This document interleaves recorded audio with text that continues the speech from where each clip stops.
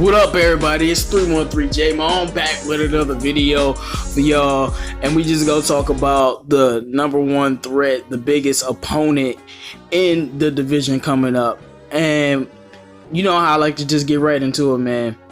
Let's just look at let's start by looking at Minnesota's draft class. First thing, did they address positions of need? Did they do what they needed to do in the draft?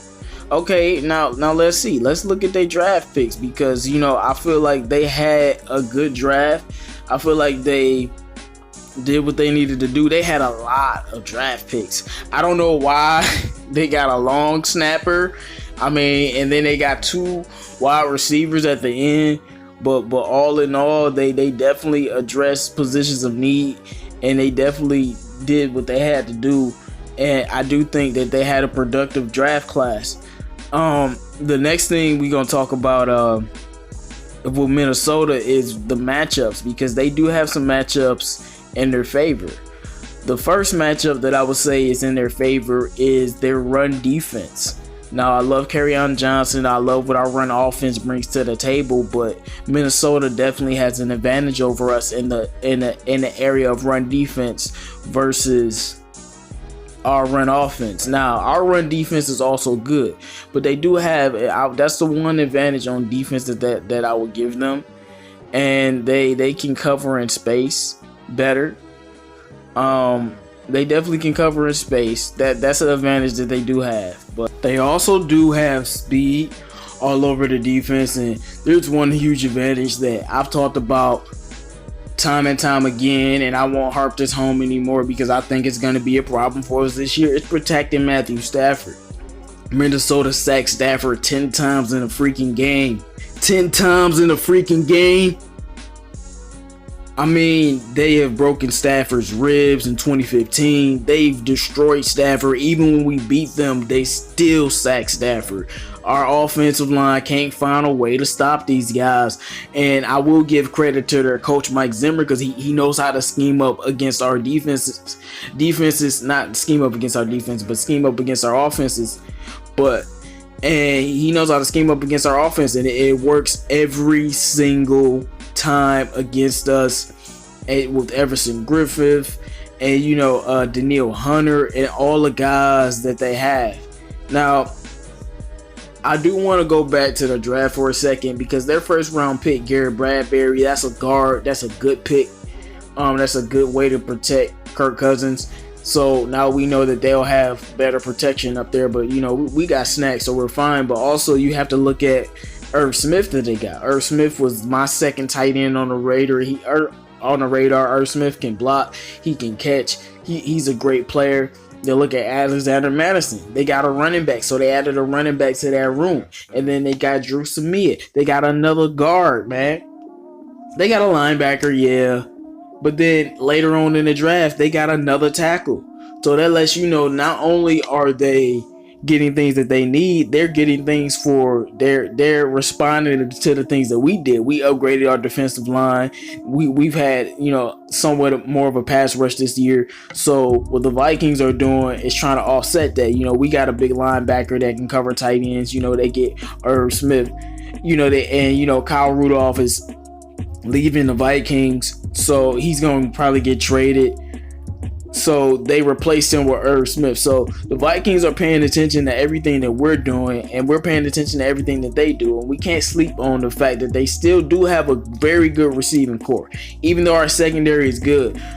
I would say the matchup is even, but they have a very good receiving core. This is not something that we can overlook. Now, let's look at the roster, because I feel like the Vikings still have a very good roster, and that factors in why they will be a factor to all of the other teams that they're facing, and not just us. So they can win games out of the division, plenty of games, and that's when I say they're a biggest threat. I won't say that they necessarily beat us, although I feel like December 16th is a huge game, probably for the division, that game against the Vikings. But I know that they have a very good roster, and they can beat a lot of other teams with this roster, and you add in Kirk Cousins. So let's look at some of these guys. All right, you got Everson Griffith, you got Marcus Sherrills, you got Harrison Smith, you got Linval Joseph, the absolute beast, Anthony Barr and Kendrick, Stephon Diggs, Adam Thielen, Dalvin Cook, Trey Waynes. You know, you got all types of people. Xavier Rose, I don't know if I said that already, but like these guys still have a star-studded roster. Now, although their team is getting old, there's still some young studs on this roster. And, you know, when I look at their roster, I look at our roster, and then I look at the Packers and the Bears. The Bears have a good roster too, but, you know, the head of the snake, the quarterback, matters a lot in these situations. And let's talk about Kirk Cousins for a second. A lot of people treat him as if he's a trash quarterback. Man, look. Kirk Cousins, just because, you know, the Vikings had issues last year, man, it was his first time with that team, and the offensive line wasn't good. Yes, Kirk Cousins made mistakes. All I'm saying is he's way better than Mitch Trubisky. That's what I'm saying. And his team is way better than Aaron Rodgers. That's what I'm saying. I'm saying, you know, Stafford, you know, he's the second best quarterback in the division after Rodgers, but then, you know, it's Kirk Cousins, and Kirk Cousins has a nice little squad around him. And I'm not just going to ignore that, you know, just for some bias. You know, Mr. Trubisky has a squad around him, but I can't trust him to lead that team with your defensive coordinator gone and that vanilla offense, and you can't really throw the ball. But I've seen Kirk Cousins throw the ball time and time again. And looking at this roster and all the defensive players and how Mike Zimmer uses these people, they'll still be able to win a lot of football games. So let's look at the actual teams that they facing. Facing Atlanta the first game of the season. I think that's going to be a really tough game, but it's a winnable game. I think they're going to split with us, split with Green Bay, and split with Chi-Town. The Raiders, I got them beating. I got them beating the Giants. I think they probably will lose to the Eagles. I think they'll beat the Redskins. And then the Chargers is a pick'em. I think they'll beat the Broncos. The Seahawks will be a tough game for them to win. But for the most part, I got them at around 9 wins with a couple games that's pick'ems. Like that Cowboys game is a pick'em. The Eagles game is a pick'em. The Chargers and the Chiefs games are pick'em. The Seahawks game might be a pick'em, but I have them at least to like 8 to 9 solid wins. That I think they're definitely going to win like 9 games. And then some of the other games are pick'ems. And then when you look at their special teams unit too, they're good there. They don't have the best kickers in the world, but I'm talking about like covering. And when you look at this team is it's gonna be well balanced. They're gonna protect Kirk Cousins, and they schedule. It is what it is, but it's not the toughest schedule in the world. It's not an easy schedule by any means.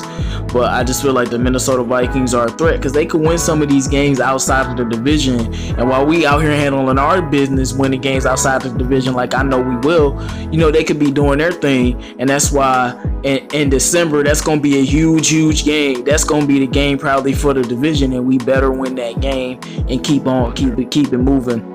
But I definitely think the Minnesota Vikings are the biggest threat to win the division and challenge us for the division. But I think we'll win. Man, it's 313 J-Mo, y'all. Let me know what y'all think about this. Let me know who y'all think is the biggest threat. And don't just tell me, actually tell me why if you disagree with me. I'm very interested, but I think it's the Vikings. But the Lions still gonna come out on top. I'm out.